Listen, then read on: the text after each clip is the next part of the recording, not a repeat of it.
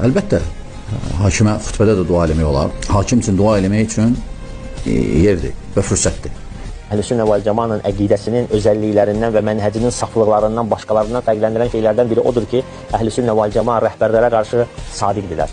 Əhlüsünnə vəl Cəmaə icma edib ki, hakim zalim də olsa, günahkar da olsa, ona qarşı çıxılmaz.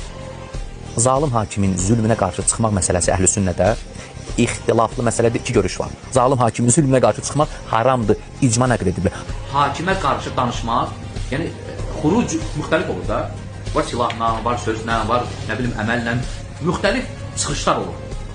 Hakimi çevirmək üçün, hakimə qarşı çıxmaq üçün. Onlardan biri də danışmaqdır. Dildən əziyyət vermədir.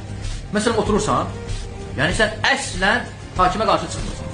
Sadəcə olaraq çıxmağa təşviq edirsən. İnsanlarda fikir oyadırsan. Danışmağın ilə. Alimlər deyirlər ki, bu addım silahla çıxmaqdan daha şiddətlidir. Əgər bir şəxs arxasında 1000 nəfər var, onu ilə tək olan halda ruhiyyəsində dəyişiklik yaranacaqsa bilsin müşrik. Bu dünyada nə qədər zalim var, nə qədər şərəfsizlər var olsun, nə qədər bunların silahı olur olsun, amma mənim Allahımdan müqayisəyə gəlməz. Mənim Allahım yerin göyün sahibidir. Qüdrət onun əlindədir. Görürsən, bu günlərim bir hansısa bir nazirə söykənib aləmi qatır bir-birinə.